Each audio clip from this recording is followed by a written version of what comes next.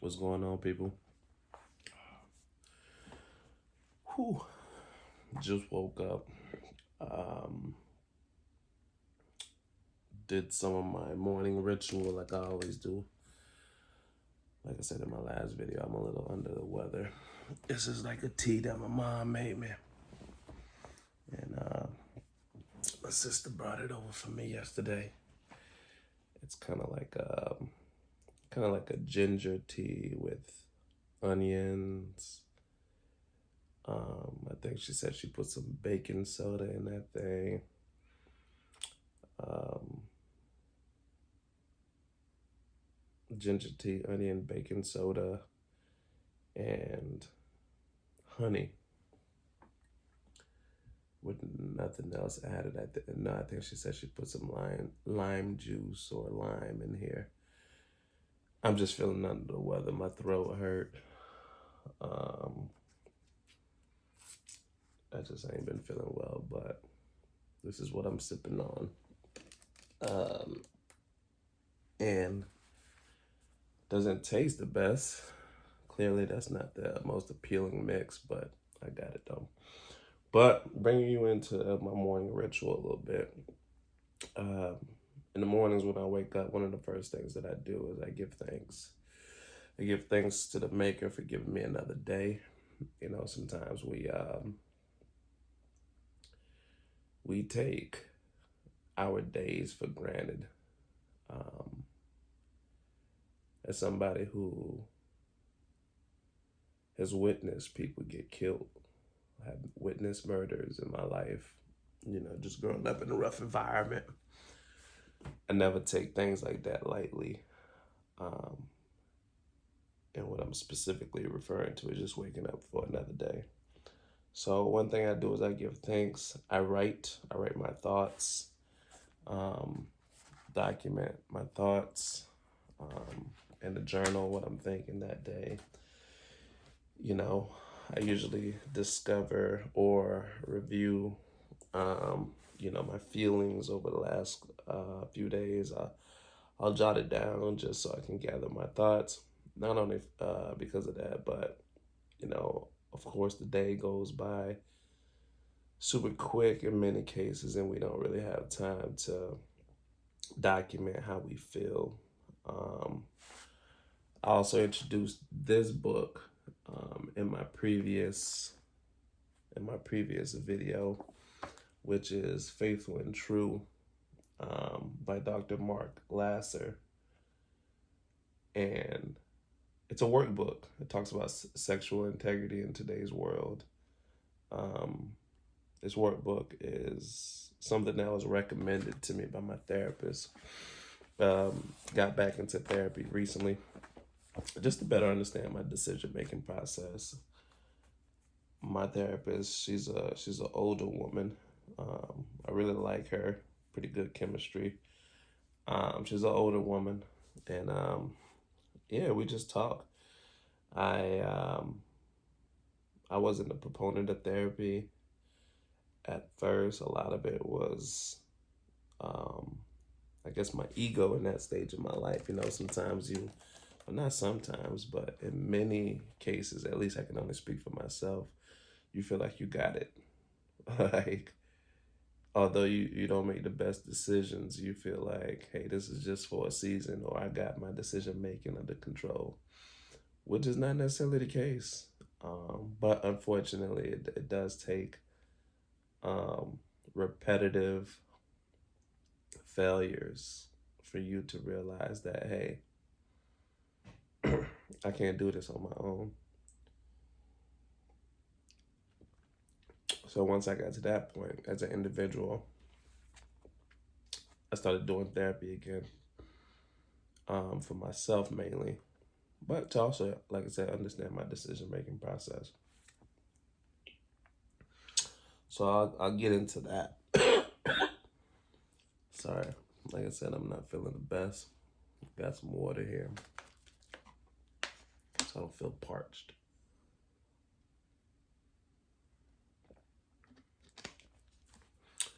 But yeah, so this video is it's one of those videos where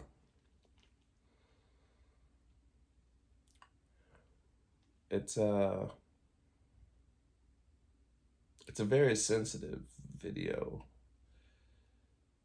Um, in this stage of my recording and my YouTubing, I have 0 followers, 0 subscribers. This is not like a page that I actually plan on advertising because, like I said, this is something that I've taken upon myself to do during this course of my life where I'm actually recovering from a torn Achilles. Well, let me show you. It's my setup here. I got my feet kicked up and everything. So yeah, in this stage of my life where I'm actually recovering from a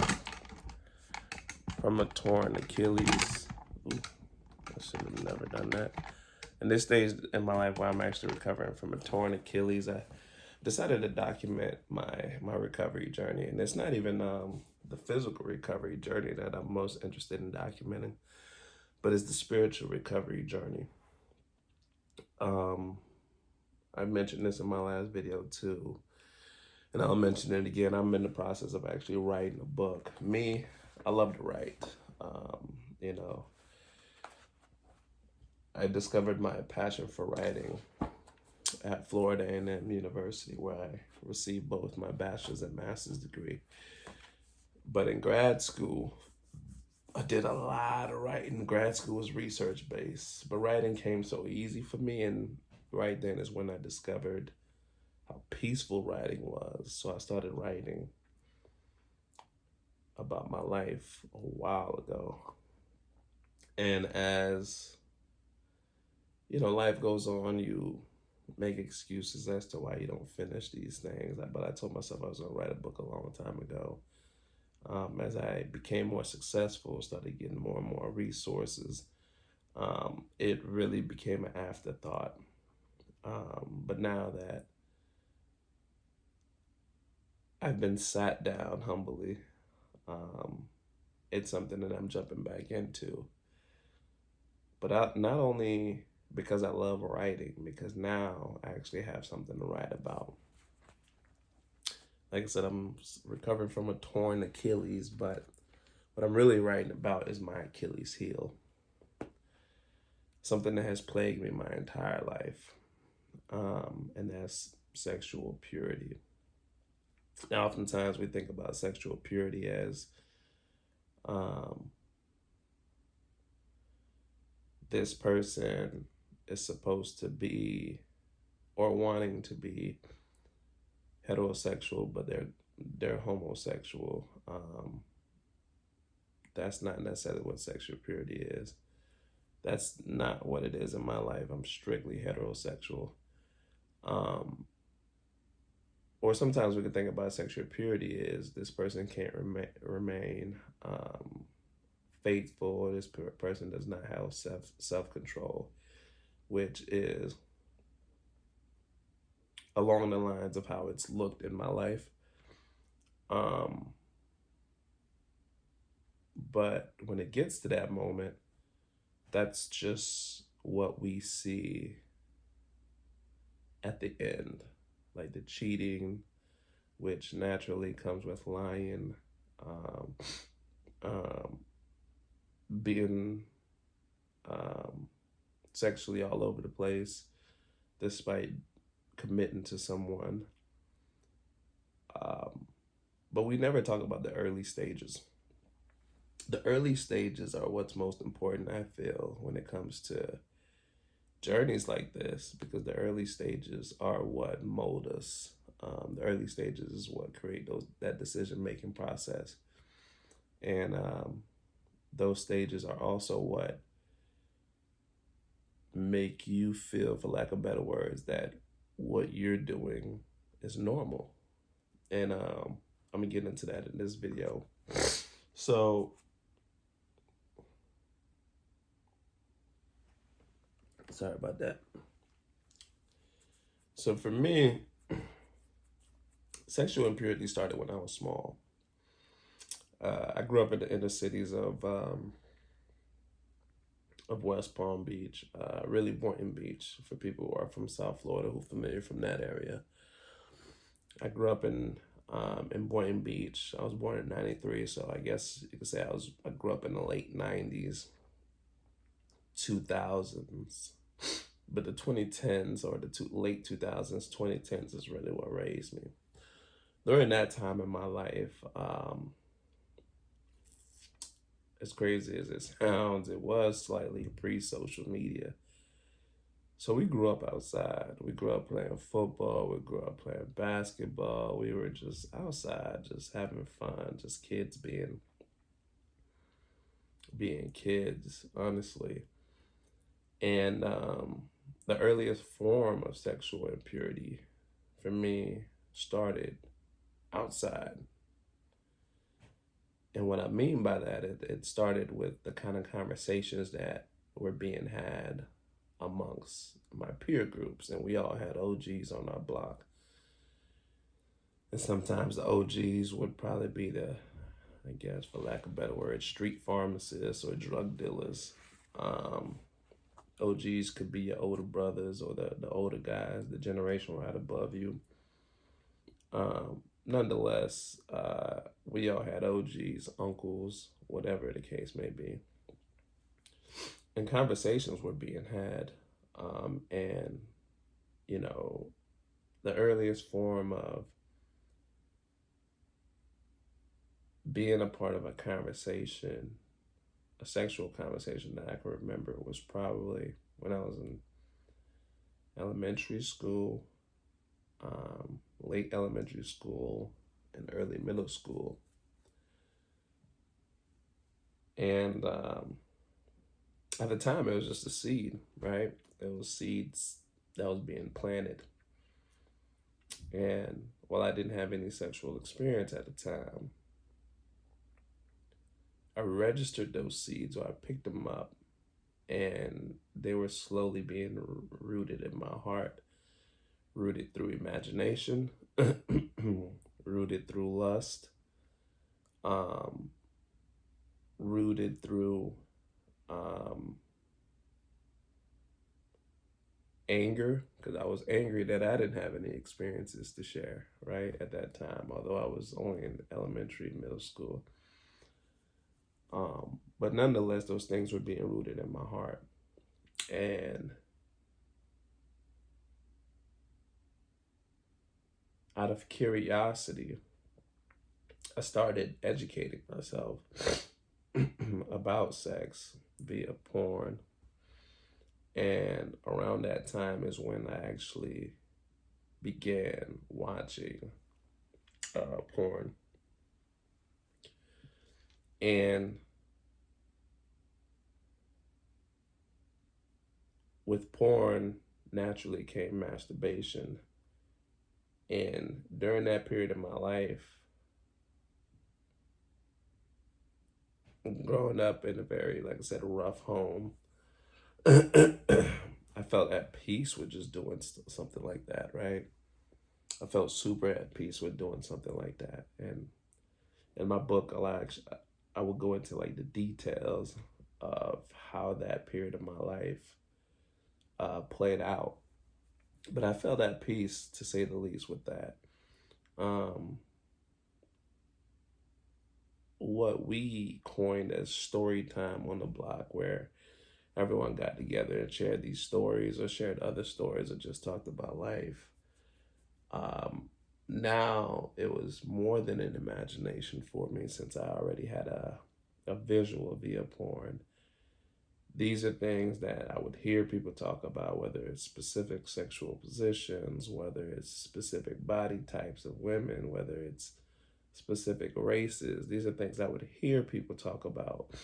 And I also had an image behind it. And for times that I didn't have images behind it, what I did is I found images later on that evening or later on that week via porn. And that time period in my life was so soothing, because something that I was just being introduced to, and around that time is really when the internet was really coming into play too.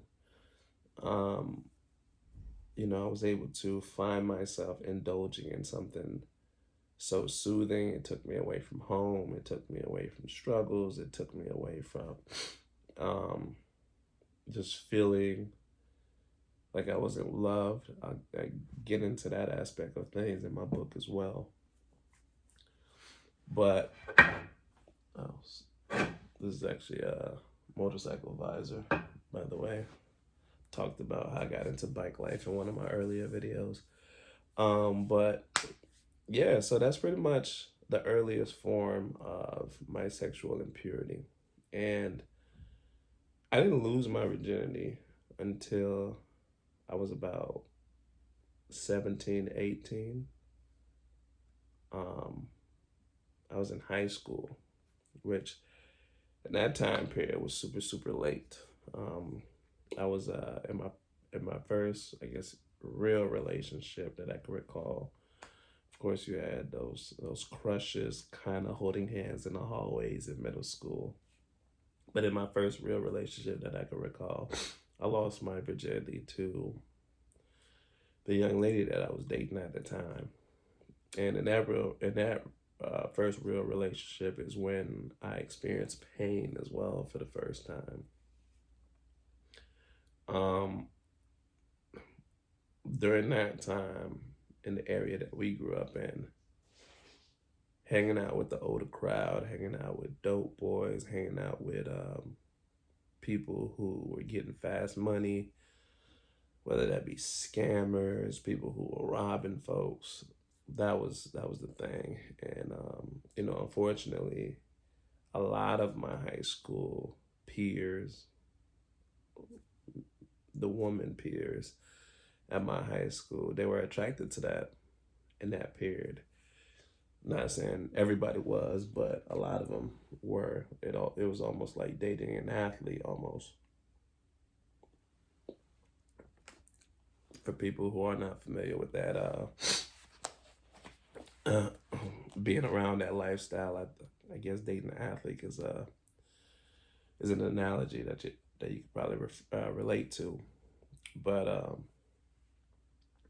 But yeah, so that was big, and the girl who I was with at the time, we had dated from, I'd say, late my sophomore year to my senior year of high school.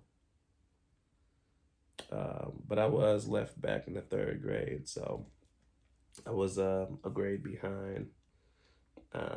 So I was a year older than I should have been, still being in high school. So for anyone who's keeping tallies and doing the math of the age, but yeah, so we dated like, I want to say like 2, 3 years, because it went on into my college year as well.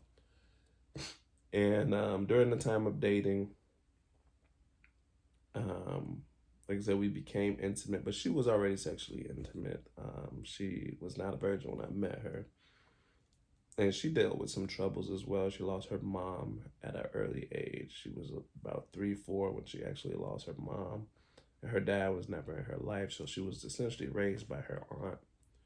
So in many ways, being raised by her aunt and her aunt's boyfriend, who already had kids of their own, she felt like a stepchild. I'm not too sure if she was necessarily treated like a stepchild. I can't really speak to that aspect of it.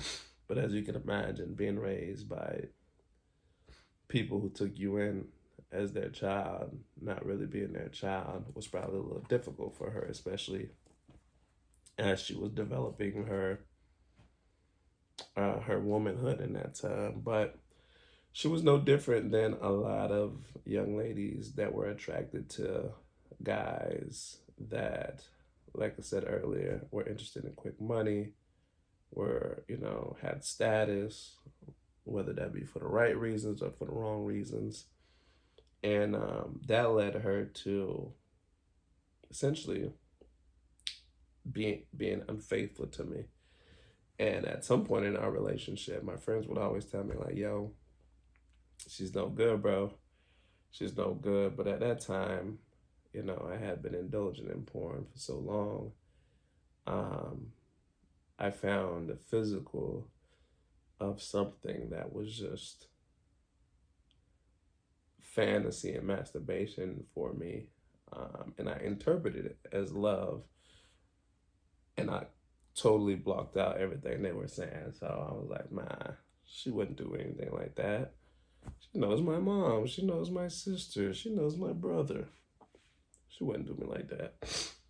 Come to find out, she was. At some point in our relationship, I discovered that not only did she have like another guy that was she was dating, but she also had like kind of like a sugar daddy, or somebody who was just kind of like taking care of her. And I don't know what the extent of that relationship was, but that hurt me to say the least. That hurt me. Um, one, it hurt me because I was faithful to her. Two, it was the first time that I actually felt betrayal in that instance. And three, that that level of betrayal actually existed. Um, being a high school kid who, like I said, this young lady knew my family. We all hung out. My family knew her family. I would spend Christmas with them, and I was like, man, I didn't know somebody that close to you can um can betray you in that way. And I use the word betrayal because that's exactly how I felt in that moment. So as I was registering that, and as I was developing, being in high school, being a student athlete at this time, captain on my varsity football team,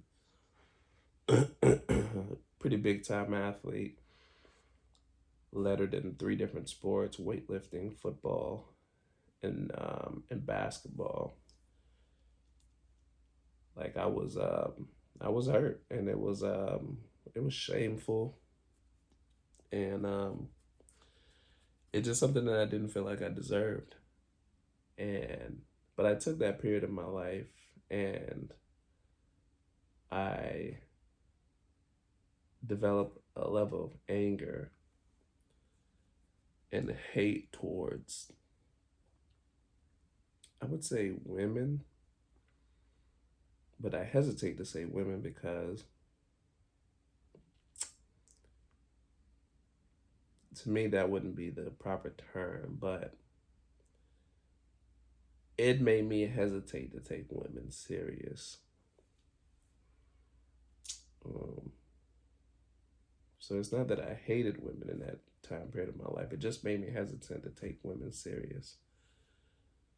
And as this information became public, obviously we lived in a small town. Everybody who knew everybody. Um, the guys that I was hanging out with, story time guys, they was like, yo, you out of pocket for only having one woman to begin with. You see what I'm saying? And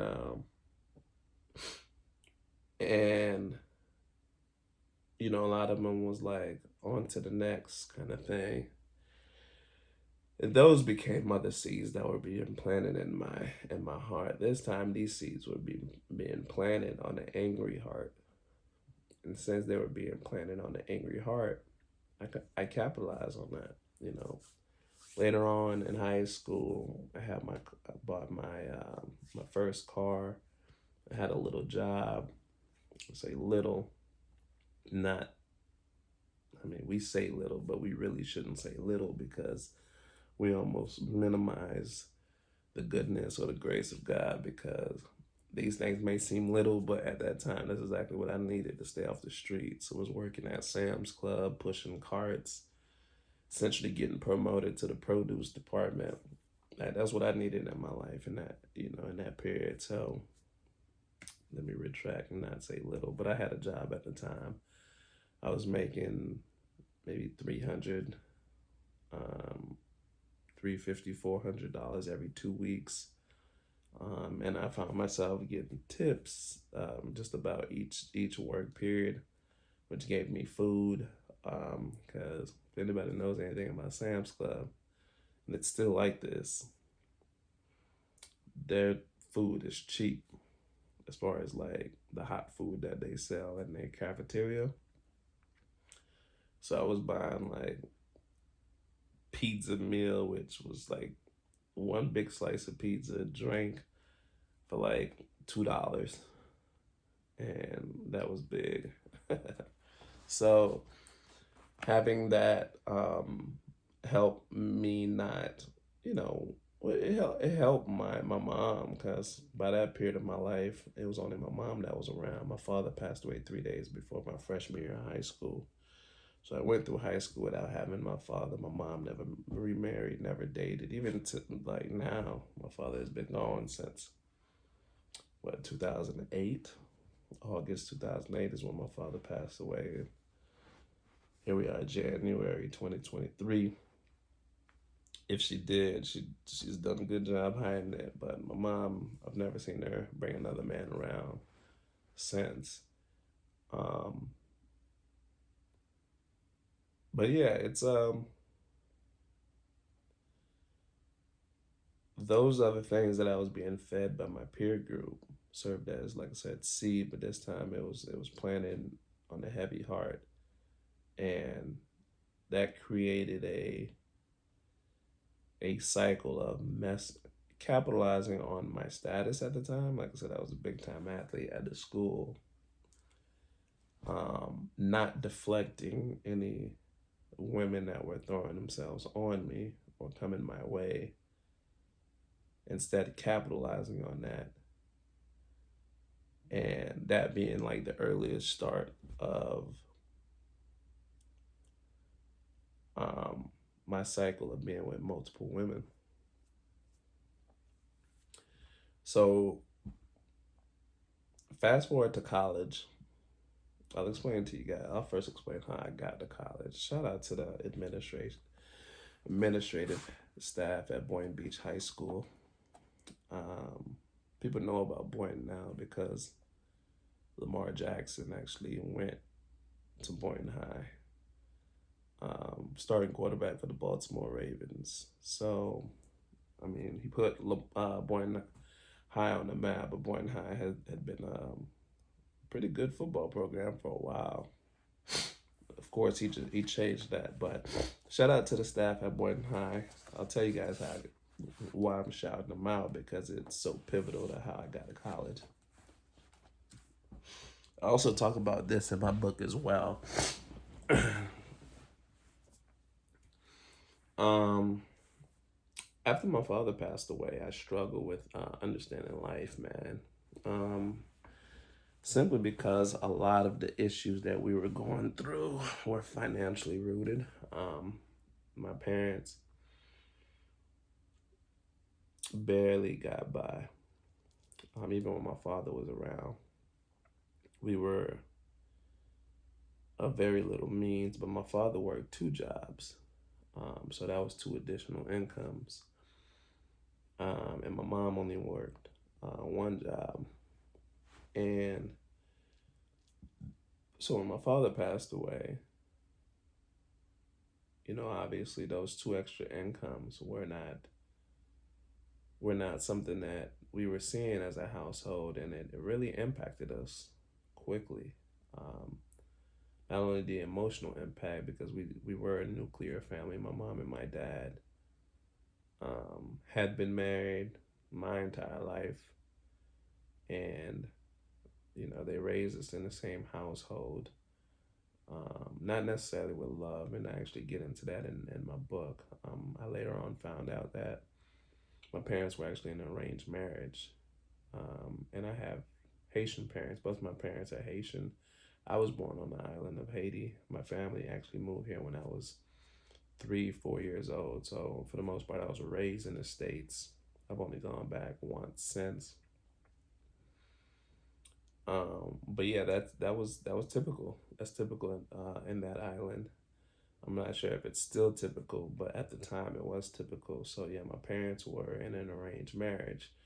So love was never at the foundation of that, which, if you're kind of following along with the story, you'll kind of be able to piece together as to what I was missing at home, which I found in watching porn. Um, but yeah, love was never at the middle of their marriage, but they did what they needed to do to. They did what they needed to do selflessly.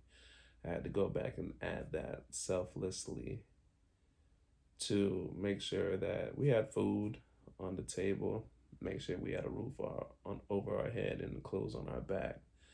And my parents were intentional about doing that.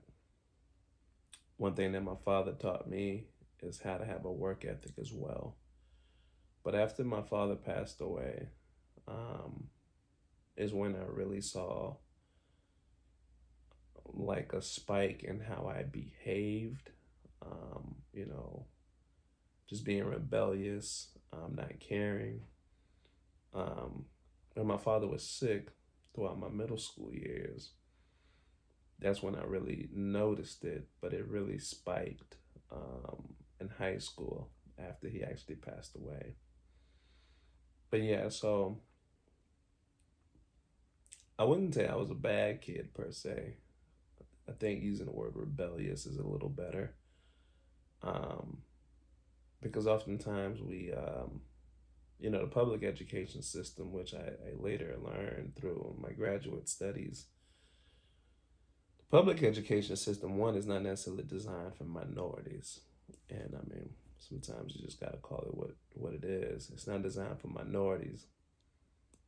And the curriculums that are taught are not necessarily designed around emotions. Um, in other words, when kids act up at school, they immediately assume that this is a bad child or this child is a distraction, which two things can be true. Um, Acting out can be due to bad behavior, which can be distractive to the rest of the peer groups that are looking to learn. But while those things are true, we have to understand the why. Why is this child acting out? Like, what is this child not receiving that they're demanding? What is this child going through? How is this child's home life? I remember one time so vividly. When I was in high school, one time I got suspended for missing breakfast and throwing a fit. Um, our bus, like when I took the school bus to school, our bus came late. Tell you guys this quick story here. Our bus came late. And like I said, by this time, it was only my mom working, so we only had one income compared to the three incomes that we previously had. So here I was. I made it to the bus stop early. The night before, I didn't eat because we didn't have any food, so I didn't eat. Pretty much drunk water until I fell asleep. Here I am. I made it to the bus stop. The next day, me and like 15, 20 other students were at the bus stop, and the bus came like an hour and 30 minutes late, and we were there late. As we were getting on the bus, the bus driver is apologizing for the delay, letting us know that, hey, the reason why she's late is because the bus, was dealing with mechanical problems at the lot, so they had to wait to, another bus was done with their route before she was able to use another bus to come get us. But nonetheless, she was an hour and 30 minutes late. So when we finally got to school, they were closing down breakfast. Like the breakfast lines were being shut down. And as soon as I got off the bus, I remember darting to the cafeteria, just trying to go get some breakfast. Need I remind you, I didn't eat the night before. And I get there, and the lunch lady is like, "We're closed," which, God bless her heart. At the time, I also wasn't somebody who knew how to express myself. So She's like, hey, yeah, we're closed, we're packed, we're done. We stopped serving breakfast. I was like, hey, the bus is late. The bus was late. I mean, that's why that's why we're just not getting here. And it was me and like 7, 8 other kids. And she just wasn't budging. She was just like, we're closed. I was bro, like it's not our fault. The bus came late. And she was just like, we're closed. Um, and then that's when I lost it. I remember my eyes started getting teary. I started getting loud. I was just acting a fool. Then the assistant principal at the time came because they heard the ruckus, and they're escorting me out the cafeteria. Now I'm loud with the lunch lady. They escorted me out the cafeteria. You would think this was a crime scene or something like that. I'm really acting a fool. And I get escorted out the cafeteria and into the principal's office. Like, keep in mind, I haven't even gone to class. By this time, first period was getting ready to wrap up, anyways. So I would have essentially been going to the end of my first period class in second period. But yeah, I remember getting suspended. I mean, I get emotional just thinking about that. I remember getting suspended. And the toughest part about, man, like I said, I get emotional thinking about that, man. And the toughest part about getting suspended is that I was forced to go back to my situation.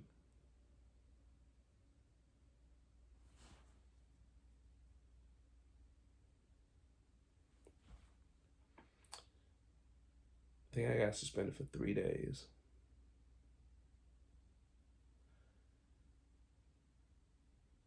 And all I wanted was to eat breakfast because I didn't have dinner the night before.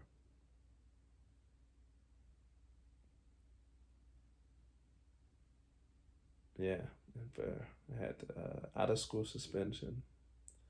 So now I was forced to go back to my situation at home because that's really the only time I ever rely on 2 square meals a day is, well, 3 square meals a day is breakfast at school, lunch at school, and dinner if we had the means to. But even if we didn't have the means to, I know that breakfast and lunch at school was always guaranteed, unless of course it was the weekends, which I think a lot of times when my mom didn't have the means to provide us food. Now that in hindsight, now that I looked at it, we never actually missed a meal on the weekends. I think it was just her saving for us to actually have a meal on the weekends. But yeah, man, that was so hurtful. It was so hurtful. But I share that story to kind of talk about a lot of these kids and what they go through. Sometimes, like I said, two things can be true. A kid can be acting out, and a kid can be a distraction. But why are they acting out? These public school systems are not designed to really understand why kids do the things that they do. Instead, they're met with discipline, at least the inner city school system, which are plagued with minorities. They're met with discipline, and they coin these kids as just being bad, but these are brilliant kids, man. These are brilliant kids. Which is one of the many reasons why I've been documenting this journey. As it currently stands, I have 0 subscribers, 0 followers.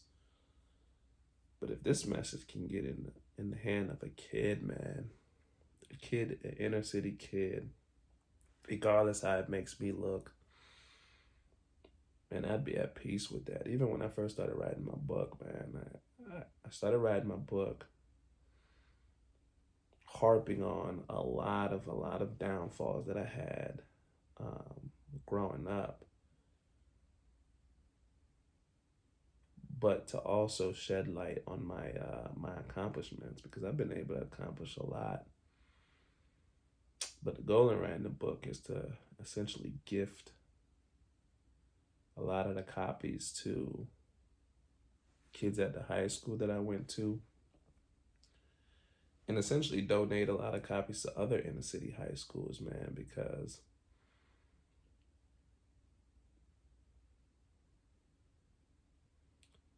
when we see athletes and entertainers, oftentimes it's not too reachable unless these are people that you know firsthand. I bring up Lamar Jackson earlier. He's much younger than I was, but he and my little brother were on the same football team, same high school football team. So my little brother played football with Lamar Jackson. So in playing with Lamar, that's so real to him. I didn't have a Lamar Jackson in my life. But what I did have is I had a roommate in freshman year whose dad was an FBI agent, who I was able to visit his home in Chesapeake, Virginia. And I was able to see a neighborhood full of mansions. But what stood out to me the most is that one of those homes were owned by a black family.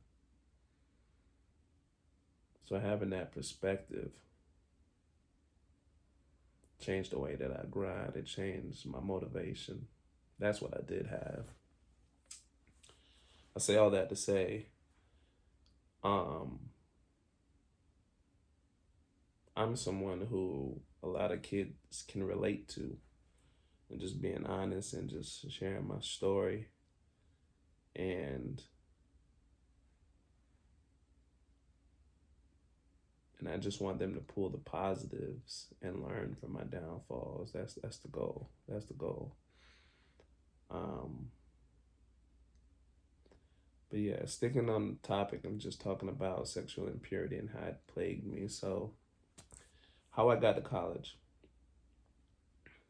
One of my assistant principals, I was getting suspended one day for something totally different. This time it's probably like my senior year of high school. Had to be my senior year of high school. I was getting suspended. This may have been January, February. And my assistant principal, Mr. Ferguson, I'll never forget, he asked me, "What's next?" Keep in mind, this is January, February, my senior year in high school. He asked me, "What's next?" Next? What you mean? He asked me, "Where you going to college?" And I remember so vividly, they had all these like acceptance letters, like on like a bulletin board. Like when kids would actually apply for college, they had their college acceptance letter on the bulletin board that everybody could see when they walked by the office, and it was pretty much something that the administrators did just to kind of, I guess, encourage kids that were coming to the office. But hey, this could be you. You could get accepted into a college. Or maybe it's something that, they did to keep the staff motivated. Like, hey, collectively, you all's hard work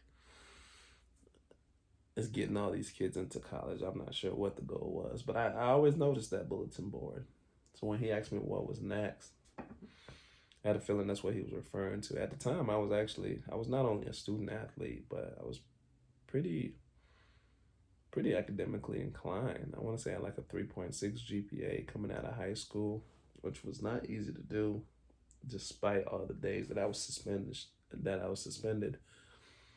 Education always came easy for me, honestly. Being smart just wasn't cool, but education itself always came easy for me. So despite all the troubles that I went through, I was always academically inclined.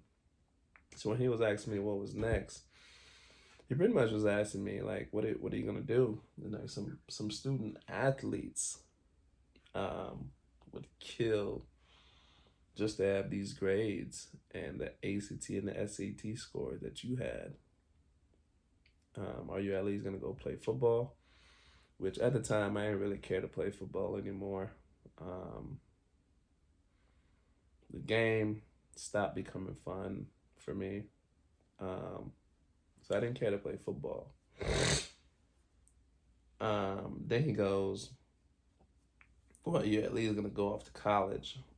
I never thought of going to college because while academics came easy for me, I didn't like it.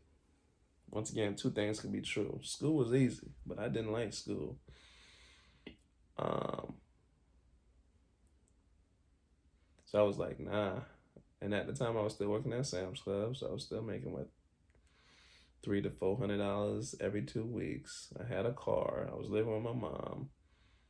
I thought I had it made. I thought this was life. I thought this was life. Uh, so I was like, nah, I don't plan on going off to school. And he was like, man, I'm not gonna let you waste this. This being my grades, that's what he was referring to. He was like, this is just too good to let you waste.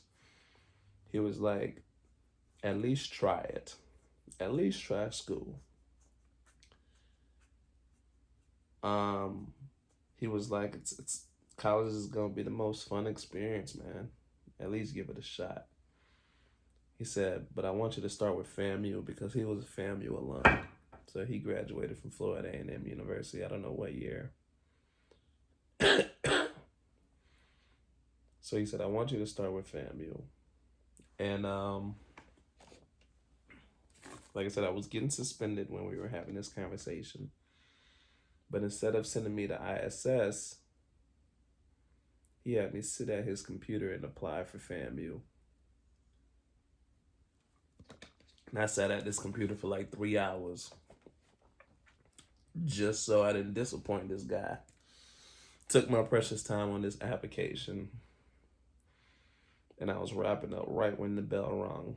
But I was timing myself because I wasn't trying to do that at all. And I don't even know what he did. I don't remember what I did. I don't know if I submitted everything electronically. I don't know if he just printed out everything that I did, um, created a packet and mailed it off to him. I don't know what he did. I just remember by the time that bell rung, I had finished everything that was on there, but I don't remember necessarily submitting it.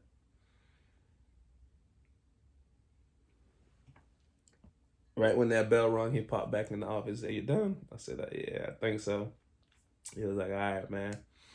And I walked out the office, getting ready to go home. I think I was being suspended like for like 5 days, serving my 5 day out of school suspension.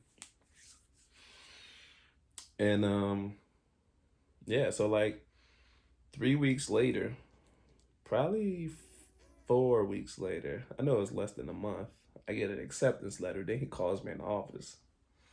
I was so used to getting suspended, I thought I was getting suspended again, although I didn't do anything. He was like, "Family accepted you, brother." And that moment was so bittersweet for me because um, I didn't know how to feel. One, I didn't even know where the hell FAMU was. That was actually the first time I actually asked him where it was FAMU. He said, "It's in Tallahassee." I said, "Where's Tallahassee?" And he said, "Tallahassee, Florida. It's the state capital." At this time, I had never gone anywhere. The only time that I had gone places were like field trips, and I remember I went to Orlando one time with you know the girl that I was talking about earlier with her family. We went to Orlando, like one of the water parks, but I had never been outside of Boynton, honestly. Um, Before then, so now I had to go home and tell my mom that I got accepted into school. And even then, I wasn't convinced on going. I knew I had got accepted. I remember even asking him, I was like, "What happens if I don't go?" He was like, "Well, why wouldn't you though?" And I was like, I didn't want to admit to him that I was scared. But I mean, college is not a. I mean, we're first, like I mentioned earlier. My parents migrated here when I was 3 years old. I come from a family of eight, nine allegedly. I get into that in my book as well. And none of my older siblings had gone off to college, nor entertained that, especially not going away from home just to go to college. So I didn't have anything to look up to. I mean, I didn't only had heard of colleges at this point. I had never seen them on TV because I didn't have cable until I was like 17, 18 years old. Um, the earliest form of entertainment that we had was internet, but I didn't have cable. So I remember later on when I actually decided to go to school, some of the conversation that were being had as far as like Fresh Prince, Martin, Good Times, like just all these classic TV shows. And I was like, "What the heck are these TV shows?" 'Cause I had never seen none of these shows at the time because I just never had cable. We grew up outside. But yeah. So he goes, "Why wouldn't you go to college?" And I was like, I mean, in my mind, the better question was, why would I? Like, what is college? What's there? Like, why would I sign up to get to go through more school, especially at a higher level? So I wasn't fond of it at all. But anyways, he convinced me to give it a try. So when I told my mom, she was indifferent about it. She was happy at first, but as we moved closer to the time in which I had to depart, which was in August, she was just like, "Man, why don't you go to something a little closer?" But by that time, I was just convinced that I wanted to go to college, which is crazy. And the only thing that convinced me is the fact that that relationship that I was in grew to be more and more toxic. Unfortunately, after learning what she had done or what she had going on, and after started doing my own thing, we were still intimate. But obviously, now having verbiage for it, it's we were still battling this soul tie that we had already created, and that soul tie, battling that soul tie, became toxic. Um, a lot of fighting, a lot of arguing. So at this point, I was convinced because I just wanted to get away from the situation. I just wanted to get away from the situation. So I went off to college in August, and that's when my sexual impurity just took a spike. That's when it just really went crazy when I was in college. But I'll get into that in like part two of this video. Um, but yeah, that's like an introduction to some of like my early life, some of the reasoning for wanting to create this channel, some of my truths, and yeah. So I'm log off for right now, but part two to come tomorrow, and I'll pick up with college because that's an hour segment in itself. So I'll check in with you guys. Um, God bless you all. Always remember that honesty is the key to being essentially broken from any chains. God cannot work through you without you first being honest with yourself and first being honest with others.